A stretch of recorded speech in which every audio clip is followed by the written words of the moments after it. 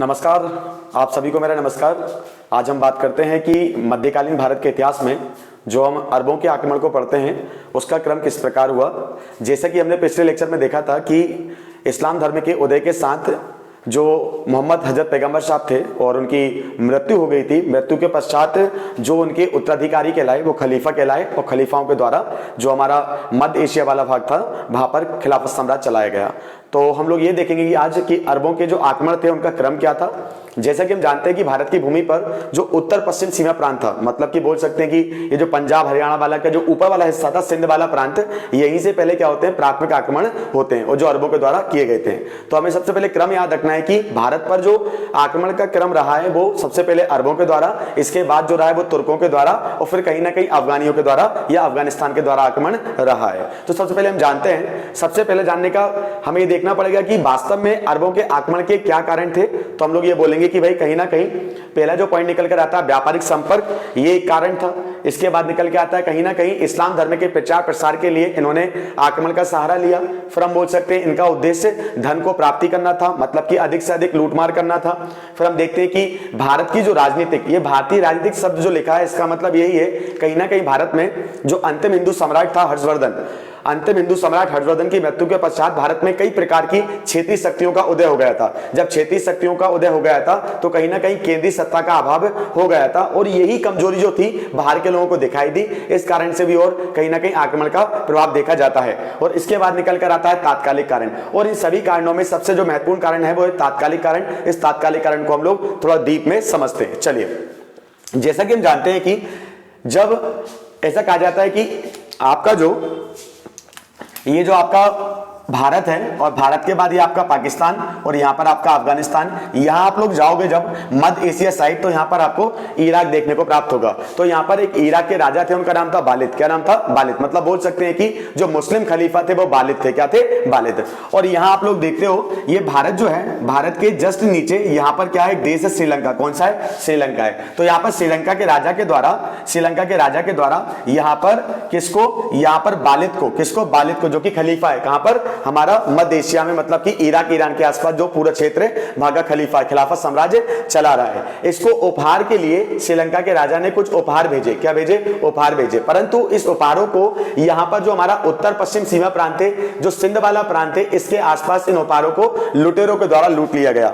तो कहीं ना कहीं जब ये उपहारों को यहाँ पर लूट लिया गया तो यहाँ पर आपके जो बालिद हैं, बालिद का यहाँ पर एक इराक में शासक था, उसका नाम था हज्जाज। क्या था? हज्जाज। मतलब इनके सामंत थे। क्या थे? सामंत थे। तो हज्जाज ने इस लूटे गए माल का यहाँ पर जो जिसका क्षेत्र था, मतलब यहाँ पर दाहिर का क्षेत्र था। किसका? दाहिर का, माने हिंदू राजा दाहिर हमारा जो सिंध प्रांत था इसका राजा था। तो इस राजा से इसके हर जाने की मांग करी। किससे? दाहिर से। हज्जाज ने ये बोला कि भाई जो हमारा जो माल उपहार में आ रहा था उसको आपके क्षेत्र में लूटा गया है, इस लूट का आपको हर्जाना देना पड़ेगा। परंतु दाहिर ने बोला कि भाई इन लुटेरों पर, जो समुद्री लुटेरे होते हैं, इन पर किसी का नियंत्रण नहीं है, अर्थात मैं ये खजाना वापस, मतलब कि मेरी कोई गलती है ही नहीं है, अर्थात मैं ये पैसा नहीं लौटा पाऊंगा, मैं पूरे के पूरे उपहार नहीं लौटा पाऊंगा। अर्थात यहां पर दाहिर ने मना कर दिया। यही कारण था कि हज्जाज ने आक्रमण करने की योजना बना ली कि मैं बदला लूंगा, या मैं इन लोगों ने लूटा है, दाहिर ने लूटा है, दाहिर को क्षतिपूर्ति करना चाहिए, ये विचारधारा लेकर दाहिर पर इसने क्या कर दिया? अटैक कर दिया। अब क्या होता है कि यहां पर जो हज्जाज होता है, हज्जाज अपनी सेना के साथ में यहां पर क्या कर देता है? अटैक कर देता है। क्या कर देता है? अटैक कर देता है दाहिर के बाद। परंतु दाहिर क्या करता है? सूझबूझ से अपना कार्य करता है और जो आपका हज्जाज होता है, हज्जाज को प्रथम आक्रमण और द्वितीय आक्रमण दोनों के दोनों आक्रमण में हरा देता है। इसके बाद क्या होता है, हज्जाज क्या होता है? सिंध प्रांत से वापस लौट जाता है, या सिंध के ऊपरी क्षेत्र से वापस लौट जाता है। और वापस लौटने के पश्चात ये अपने भतीजे, उसका नाम होता है मोहम्मद बिन कासिम, जो हम लोग कहते हैं कि अरबों का जो प्रथम आक्रमण हुआ था वो तो हज्जाज ने किया था, हज्जाज के नेतृत्व में हुआ था। इसके बाद आता है कौन? मोहम्मद बिन कासिम। और मोहम्मद बिन कासिम, जब हज्जाज ने मोहम्मद बिन कासिम को भेजाया तो मोहम्मद बिन कासिम ने क्या किया? सबसे पहले यहां पर आक्रमण किया। तो आप समझिए क्या उद्देश्य था श्रीलंका के द्वारा, श्रीलंका के राजा के द्वारा उपहार को भेजना और उसे सिंध प्रांत के पास में जो समुद्री क्षेत्र है, ये वाला भाग जो नीचे वाला भाग है, यहां पर लुटेरों के द्वारा लूट लेना और उसके बदले क्षतिपूर्ति की मांग करना। किससे? दाहिर से करना, दाहिर के द्वारा मना कर देना और हज्जाज का आक्रमण होना। तो यहां पर हमने क्या देखा? हज्जाज ने 2 आक्रमण किए, परंतु दोनों असफल रहे। इसके पश्चात मोहम्मद बिन कासिम को उसने क्या करा, आक्रमण करने के उद्देश्य से यहां पर भेजा। अब हम बात करते हैं मोहम्मद बिन कासिम के आक्रमण का। तो हम देखते हैं कि मोहम्मद बिन कासिम जब 16 या 17 वर्ष की आयु में रहा होगा, मतलब जैसा जवान रहा होगा, तब उसने भारत पर आक्रमण करने की योजना बनाई और आक्रमण करने का उद्देश्य एकमात्र ही था, अधिक से अधिक धन को लूटना। तो हम देखते हैं कि मोहम्मद बिन कासिम का भारत में आक्रमण का क्या क्रम रहा है। आपने एक बात और याद रखना, जब हज्जाज ने दाहिर पर आक्रमण किया था, तब उस समय उसके दो सैनिक की मृत्यु हुई थी। एक का नाम उबैदुल्ला है और एक का नाम मुझे याद नहीं आ रहा है, वो आप लोग देख लेना, लेकिन ये अक्सर एग्जाम में पूछते हैं। और एक क्रम हमेशा पूछते हैं कि जो अरबों के बाद आक्रमण हुआ है वो तुर्कों ने किया है, और तुर्कों के बाद जो किया है वो अफगानियों ने किया है, या अफगानिस्तान से आक्रमण हुए हैं। तो हम लोग देखते हैं मोहम्मद बिन कासिम की जो एक प्रकार से आक्रमण का क्रम रहा है वो किस प्रकार से रहा है। हम देखते हैं कि मोहम्मद बिन कासिम इस क्षेत्र से चल के, अच्छा एक और प्रश्न बन जाता है कि ये जो अरब आक्रमण है, अरब आक्रमण की जानकारी हमें मध्यकालीन भारत के इतिहास में कहां प्राप्त होती है या किस फारसी ग्रंथ में प्राप्त होती है। तो आप याद रखें, चचनामा, क्या चचनामा के द्वारा, ये चचनामा जो फारसी किताब है इसको लिखा है अली अहमद के द्वारा, और चचनामा में जानकारी मिलती है कि भारत पर जो प्रथम आक्रमण हुआ था वो मोहम्मद बिन कासिम के नेतृत्व में हुआ था। और इसके बाद यहां पर एक और इतिहासकार है बिलादुरी की जो पुस्तक है उसका नाम है किताब फुतू अल बलदान। मैं फिर से रिपीट कर रहा हूं, किताब फुतू अल बलदान। यह भी प्रश्न बनता है कि किताब फुतू अल बलदान में यह स्पष्ट लिखा है कि अरबों का आक्रमण इस समय पर हुआ था। लेकिन हम यहां पर बात करने वाले हैं अब मोहम्मद बिन कासिम के आक्रमण की, और मोहम्मद बिन कासिम ने जो आक्रमण किया है वो हमारा 712-13 के आसपास से किया है। क्लियर है, क्योंकि 712 में उसने आक्रमण किया है और 713 में वापस से चला जाएगा। ठीक, कहां से, भारत से चला जाएगा।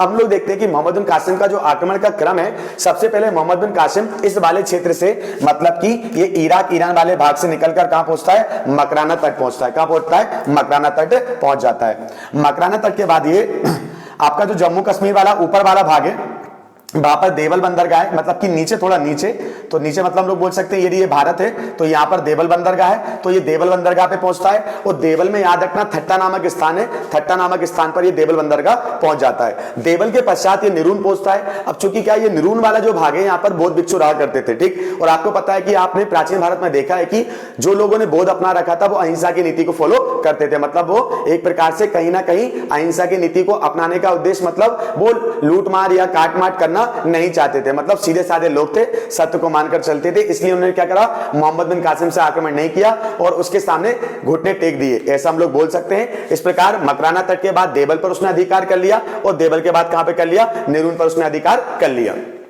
अब हम देखते हैं कि निरून के पश्चात वो क्या करता है, आप ये बोल सकते हैं कि निरून में उसको बौद्ध सहायता मिल गई थी, इस कारण वो निरून तक पहुंच गया था। और निरून के बाद वो आता है सहवान। सहवान का एक और नाम मिलता है सिबिस्तान। का मिलता है सिबिस्तान, अर्थात मकराना तट से देवल, देवल से निरून, और निरून से सहवान या सिबिस्तान वो पहुंच जाता है। इसके बाद वो इंडस नदी, मतलब सिंधु नदी को पार करते हुए वो आपका पहुंच जाता है आपको ब्राह्मणाबाद। कहां पर, ब्राह्मणाबाद वो पहुंच जाता है। लेकिन ब्राह्मणाबाद के पास में स्थान है रावर या रावर, सिंध प्रांत का क्षेत्र है। यहां पर जब जैसे ही कासिम ये ब्राह्मणाबाद के किले के पास पहुंचता है, इससे पहले यहां पर दाहिर क्या कर देता है, अटैक कर देता है। क्या कर देता है, अटैक कर देता है। और ब्राह्मणाबाद के जो ऊपर वाला स्थान है, यहां रावर है, यहां पर क्या होता है, 20 जून सन 712 में दाहिर और आपका मोहम्मद बिन कासिम के बीच में क्या होता है, आक्रमण हो जाता है, युद्ध हो जाता है, ठीक है। और इसमें क्या होता है आपका 20 जून 712 में जब दाहिर और कासिम के बीच में युद्ध होता है, और दाहिर की इसमें क्या होती है, मृत्यु हो जाती है, दाहिर वीरगति को प्राप्त हो जाते हैं। अब आप बोलोगे सर ये ऐसे कैसे उसको वीरगति को प्राप्त हो गया, तो ऐसा कहा जाता है कि चचनामा में लिखा है कि जो आपका दाहिर था, दाहिर आपका हाथी पे सवार था, और कासिम ने क्या करा, एक तीर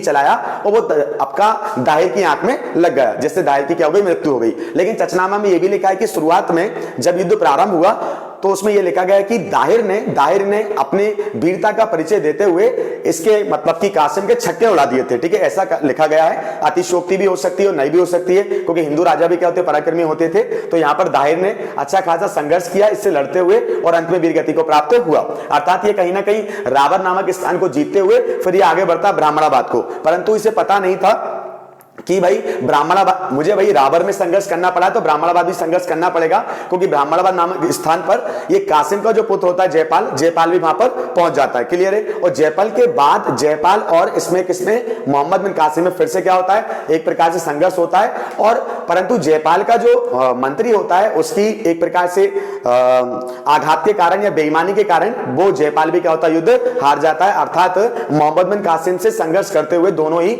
नंबर 1 दाहिर और नंबर 2 दोनों कौन, जयपाल, दोनों क्या होते हैं, वीरगति को प्राप्त हो जाते हैं। इसके बाद जो आपका दाहिर आपका मोहम्मद बिन कासिम है, मोहम्मद बिन कासिम आपका ब्राह्मणाबाद के बाद आलोर, ये जो आलोर है ये कहीं ना कहीं सिंध प्रांत की उस समय राजधानी थी या दाहिर की राजधानी आप बोल सकते हैं। आलोर जो थी राजधानी थी, राजधानी पहुंच जाता है और आलोर के पश्चात ये कहां पहुंचता है, मुल्तान पहुंचता है और मुल्तान के बाद कहीं ना कहीं कन्नौज जीतने की प्लानिंग करने लगता है। क्लियर है? तो हमने क्या देखा, ये मकराना तक से देवल आता है, देवल से निरून पहुंचता है, निरून में क्या होता है, बौद्ध सहायता के कारण ये प्रवेश कर जाता है क्योंकि बौद्धों ने यहां पर इसका विरोध किया ही नहीं है। फिर ये सेवान या सिविस्तान नामक स्थान पर पहुंचता है। जब धीरे धीरे आगे देखो ये जा रहा है ना, ये देवल से, निरून से, सेवान से, ब्राह्मणाबाद से ये लूटता हुआ जा रहा है। क्लियर है? ये लूटपाट मचा रहा है, जितना क्षेत्र जीता था उसे लूटपाट करता हुआ जाता था, मतलब कहीं ना कहीं बर्बाद करता हुआ जाता था। तो देवल से निरून, निरून से सेवान या सिविस्तान, इसके बाद ये पहुंचता है ब्राह्मणाबाद। लेकिन ब्राह्मणाबाद से पहले ही रावण नामक स्थान पर क्या होता है, दाहिर और कासिम के बीच में युद्ध हो जाता है और यहां पर दाहिर को क्या होता है, वीरगति प्राप्त होती है। फिर हम लोग बोलते हैं कि भाई ये ब्राह्मणाबाद जब पहुंचता है या ब्राह्मणाबाद बोलते हैं, एक ही स्थान का नाम है, ये मैंने यहां पर बना दिया, इसको रफ करके आप लोग यहां बना लेना। ये ब्राह्मणाबाद में पहुंचता है और ब्राह्मणाबाद में दाहिर के पुत्र से युद्ध करता है और यहां पर इसका पुत्र की मृत्यु हो जाती है। इसके पश्चात ये सिंध प्रांत की राजधानी आलोर पहुंचता है और आलोर के बाद क्या बोलते हैं, मुल्तान। कौन सा मुल्तान, मतलब जो पंजाब वाला नीचे वाला भाग है, मुल्तान में पहुंच जाता है और मुल्तान पे भी ये विजय प्राप्त कर लेता है। परंतु ये देखने को प्राप्त होता है कि इसने जब अंतिम विजय मतलब मुल्तान के बाद इसने क्या किया, भाई कन्नौज, हमें पता है कि कन्नौज कितना महत्वपूर्ण स्थान था उस जमाने में, मतलब कि प्राचीन भारत में कन्नौज की एक आर्थिक संपन्नता वाला क्षेत्र था। ये कन्नौज को अब जीतने के लिए आगे बढ़ता है, लेकिन जैसे ये कन्नौज जीतने की योजना बनाता ही है, उस समय क्या होता है, यहां पर मतलब कि इस वाले क्षेत्र में जो खलीफा का पद होता है वो क्या होता है, परिवर्तित हो जाता है, मतलब कि दूसरा व्यक्ति खलीफा बन जाता है। पहले यहां पर कौन था, वालिद था, अब यहां पर कौन आता है, सुलेमान आ जाता है। तो सुलेमान इसको आदेश दिलाता है भैया कि भाई मेरा उससे कोई संघर्ष नहीं है, मेरी कोई दाहिर से लड़ाई नहीं है या मेरा उसने कुछ लूटा नहीं, तो तू वापिस आ जाता। ठीक है? तो यहां पर जैसे ही सुलेमान क्या होता है, पद सुलेमान खलीफा के पद पर बैठता है, तो यहां पर क्या होता है, वो कासिम को आदेश देता है कि तुम वापस लौट कर आ जाओ और कासिम वापस चला जाता है और 713 में क्या होता है, मोहम्मद बिन कासिम वापस लौट जाता है। ठीक है? अब यहां पर क्या बनता है कि ये जानकारी कहां मिलती है, इसके अपनी मतलब कि ये रावर युद्ध की जो अपना हुआ था 20 जून 712 को, तो ये आप चचनामा में मिलती है, राइट। इसके बाद मोहम्मद बिन कासिम से जो प्रश्न बनता है वो बनता है जजिया कर। क्या बनता है, जजिया कर। ये जजिया कर जो होता था वो एक प्रकार से राजनीतिक कर है जो कि गैर मुस्लिम हुआ करते थे, मतलब कि हिंदू, सीधी सी बात है, भारत में कौन था, हिंदू था। क्लियर है? तो गैर राजनीतिक कर था जो हिंदुओं पर लगाया जाता था। ठीक है? इसमें हम लोग देखते हैं कि आगे चलकर इसने कुछ थोड़ा बहुत कमी कर दी थी, मतलब कि जो ब्राह्मण थे उनको छोड़ दिया था, ब्राह्मणों को छोड़ दिया था इसने। लेकिन पूछते हैं कि भारत में सबसे पहले जजिया कर किसने लगाया था, तो जजिया कर जिसने लगाया था उसका नाम क्या था, मोहम्मद बिन कासिम था। और मोहम्मद बिन कासिम ने जब वो 712 में आया था और उसने इस वाले भाग पर अधिकार कर लिया था, सिंध वाले भाग पर, तो यहां उसने मकतब नामक याद रखने की संस्थाएं चलाई। और जो मकतब हुआ करते थे ये कहीं ना कहीं जो इस्लामिक शिक्षा होती है, तो इस्लामिक शिक्षा के प्राथमिक केंद्र हुआ करते थे। तो ये मोहम्मद बिन कासिम के दो प्रश्न हमेशा बनते हैं, एक तो बनता है जजिया कर किसने लागू किया, तो मोहम्मद बिन कासिम ने किया, और दूसरा कौन सा, मकतब। यहां मैंने नोट कर दिया कि जजिया और मकतब से आशय क्या है, जो प्राथमिक शिक्षा केंद्र हुआ करते थे इस्लामिक शिक्षा के, उसको हम लोग मकतब कहते हैं। एक बात ये क्लियर है कि इसने जो भी लूटा है उसका 4% भाग खुद ने रख लिया, मतलब कि यदि कुल टोटल 5 भाग हैं तो 5 भाग में से 4 भाग खुद ने रखे, बाकी जो 1 भाग था वो हज्जाज के पास